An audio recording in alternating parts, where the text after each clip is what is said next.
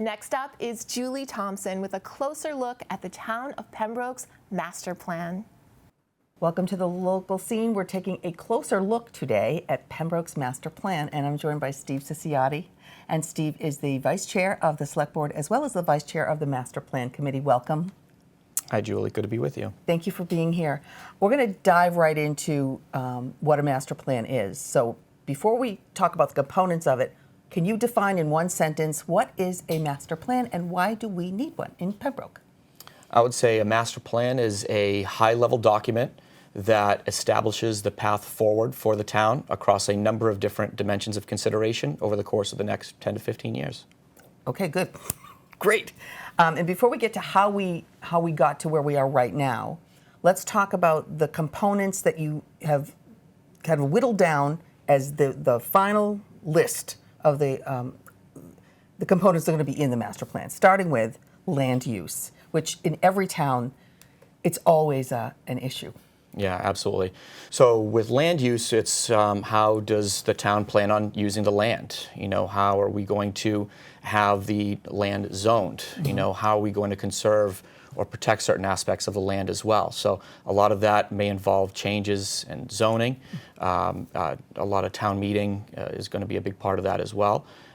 You know, how do we leverage our land the best way possible for right, the town? Because we only have a certain amount. We got to do what we're going to do with it. Yep. Housing is big everywhere, and housing is a big issue, not only in our town but in our region. Yeah, absolutely. So with housing, a big part of housing is how do we serve the needs of the community? How do we serve the needs of people moving into the town? A big part of that is affordable housing, for example.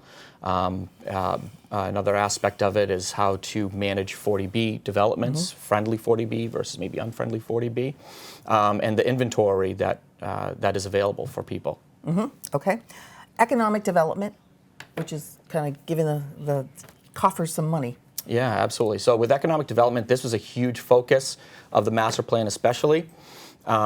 The one thing that was identified in the previous master plan 20 years ago was how there was already a low percentage of our tax base came from our commercial taxes.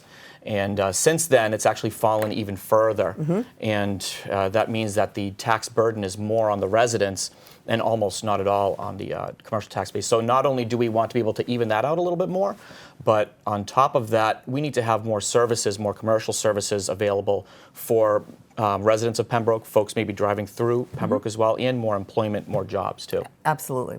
Historic and cultural resources. So one thing that attracts a lot of people to Pembroke is its history.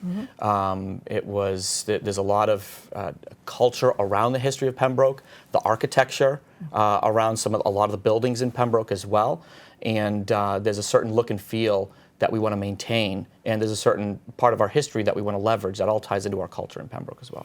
Absolutely. Natural resources. Natural resources was one thing that was certainly that drew me to the town of Pembroke, and that is identified very clearly in the surveys. Was something that a lot of people really love and want to protect about Pembroke. So you're talking, you know, Silver Lake. You're talking its great ponds that we have as well. All the wildlife, all the greenery in Pembroke. A lot of people, escaped all the traffic and all the noise, and they're drawn to Pembroke for these reasons. We want to protect our environment. We want it to be sustainable, and we want to protect our wildlife and our greenery as well, and our open spaces. And the trails and the meadows are just beautiful. Absolutely. Yeah. Okay, we did that. Public facilities and services. So with our public facilities and services, you're talking about emergency services like fire and police. Yep. You're talking about our schools as well. So we have issues with declining enrollment that we're struggling with. We need to find ways to tackle that. Vocational education as well is a big conversation in town. You know, how do we identify the best path forward on that? As well as our general facilities, whether you're talking, you know, town hall or some of the other buildings that we have. The DPW building that, you know, need better maintenance. Even our library, which is beloved in Pembroke, needs some more attention. So maintenance schedules, the services associated with them as well.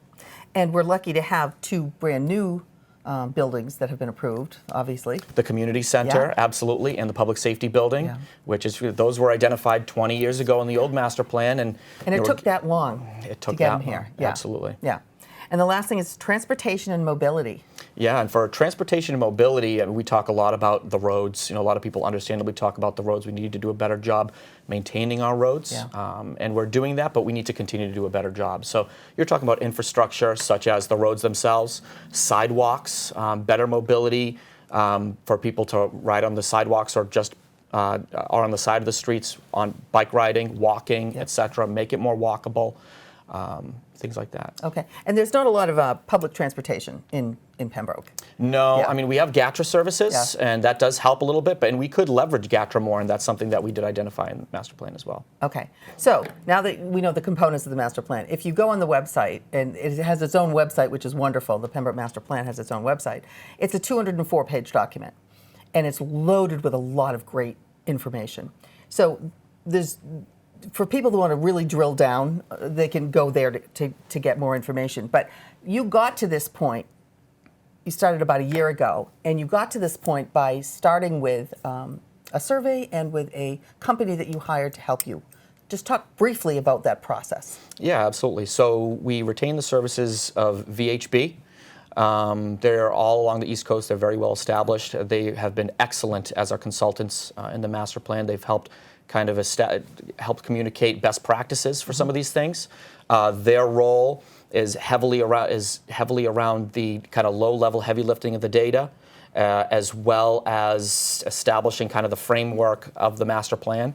And the master plan collaboration committee, who I'm the vice chair of, we are a big part of the high-level guidance to VHB in terms of how we want the master plan to look, gathering information, engaging the community to pull in a lot of those inputs and putting them in the master plan, looking at a lot of the old development plans, whether it's community development plan, open space and recreation plan, housing production plan, and tying those in as well. And they're taking all these inputs and they're putting them in the master plan, whether it's from community, whether it's from master plan, stakeholders, and from these old plans as well. And make no mistake, this is for the town. So it's the townspeople's input that's really the most important. Absolutely, and this is one thing why we changed the name. Originally it was the Master Plan Steering Committee. Yeah. We changed the name pretty quickly to the Master Plan Collaboration Committee. Right. And it sounds a little bit like a mouthful, but we thought this was really good because our committee pulled in stakeholders from all the major boards and committees from the town. So we have 11 members, across different towns and boards, and we really wanted to communicate the fact that we're collaborating not between ourselves, but also with the town, and reaching out to people in the town and getting a lot of inputs. This isn't something that's happening where people are within their silos and putting their blinders on and things like that. We really want to get a lot of inputs across the board and filter those down, refine them, and turn it into this master plan document. Of the surveys that were conducted, did you guys find anything surprising in the results of what people said or what they wanted? Anything that was surprising? I mean, I would say, interestingly enough, there was very little, I think, that was surprising. I think that one thing that's nice about the members of the master plan committee is they're all pretty tied in have their fingers on the pulse of their different, groups, organizations, subject matter experts. Right. And so I feel like we're a good representative group of that, but we still need more of that input from the town. So I think like when we got the survey results, the statistically significant survey results we got back, a lot of it was not surprising. We knew exactly what the focus was, and it was nice to see that was reinforced by the town, along with extra granular data from people who kind of put those inputs in. Yeah, so you kind of knew what you were going to see, but it just proved, we kind of know what we're going to have to do.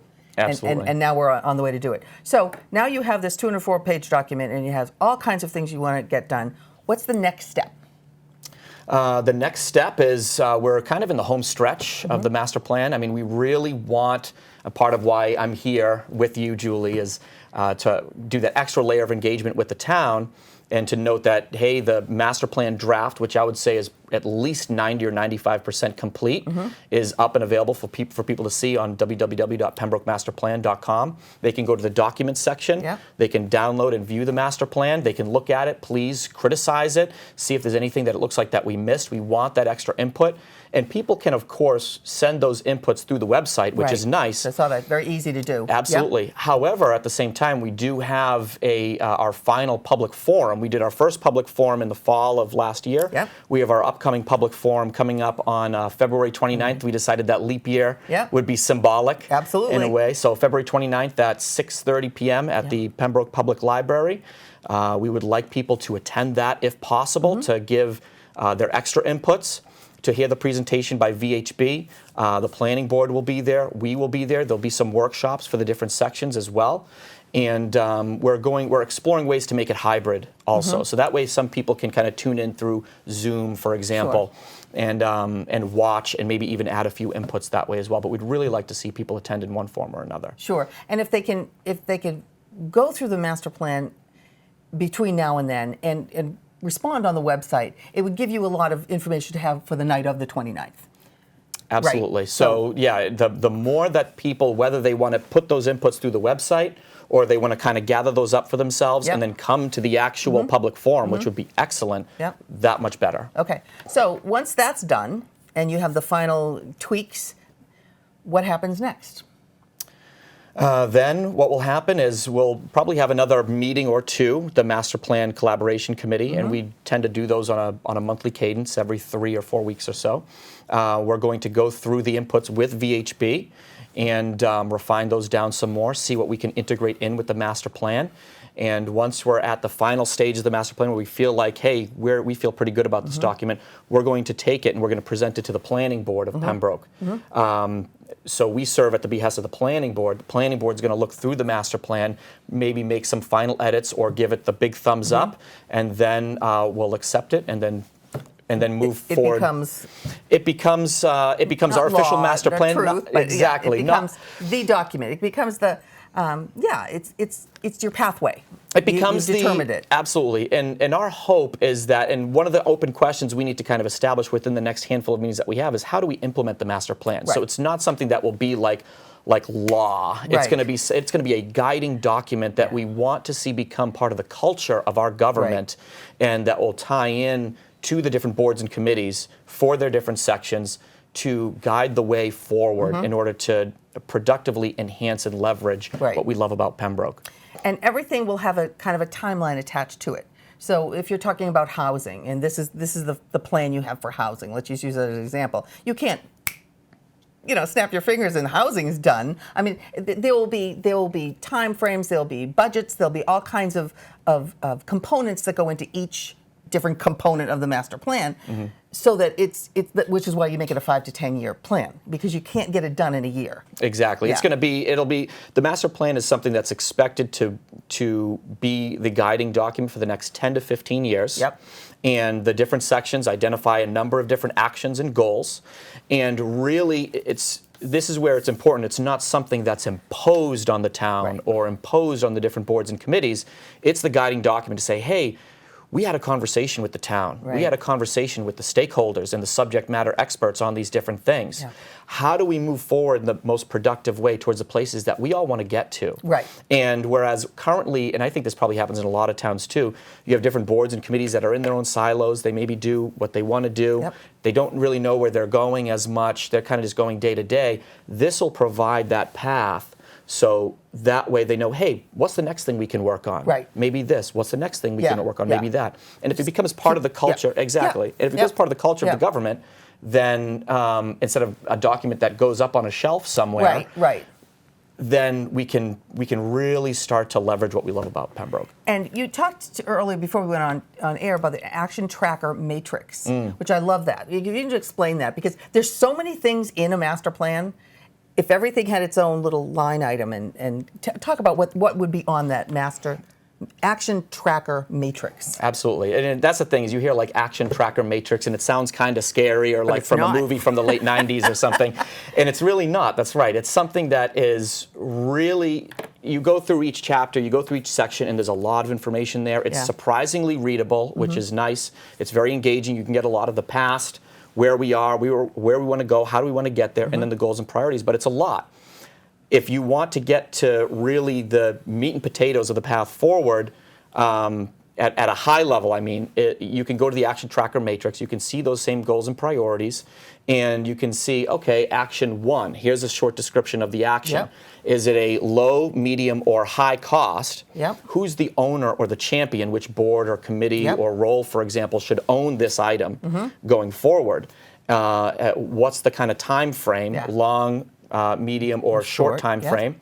And does it require a zoning bylaw change? Everything is right there. right. So you can kind of say, hey, how do we move forward with this? Yeah. I see it's a goal and priority, but Yeah. what do we do to move forward? And how do we Exactly. manage our Yes. resources? It really helps with that. And Action Tracker is something I've been pushing for on the select board in the town of Pembroke for a while now. Yeah. And I was very excited to see us kind of get it in the master plan as well to really help refine and guide the way. Right, because anything that's this complicated and there's so many moving pieces, it's great to have one document to look at and be able to follow it along.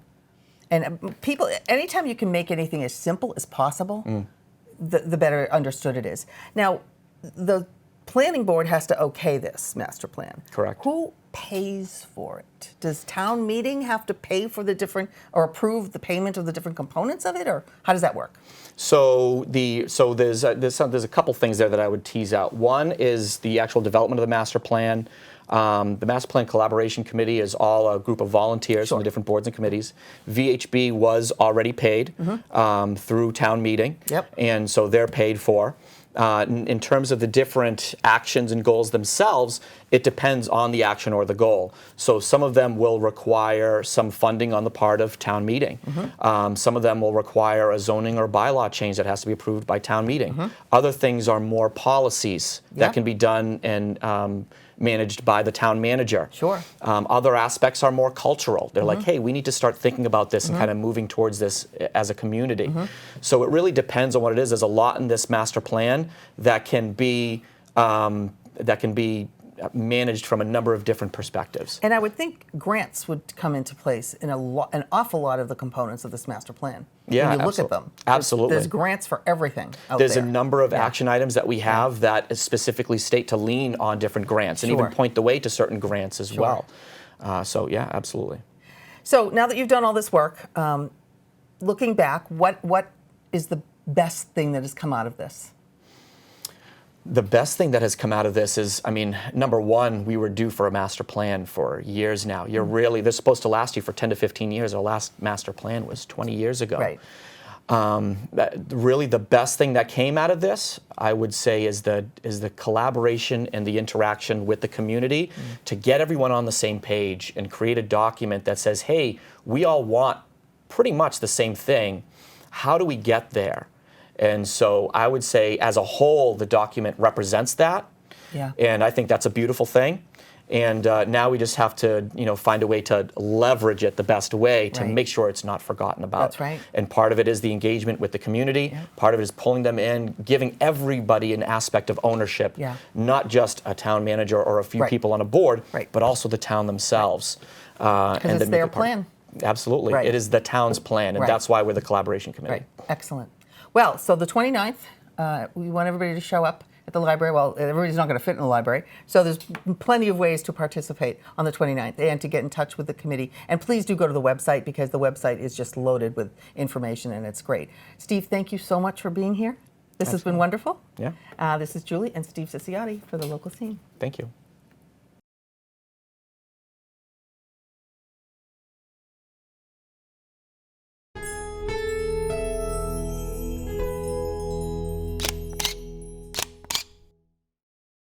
Thank you for watching. If you enjoyed this video, please hit the like and subscribe button before you go. We'll see you next time.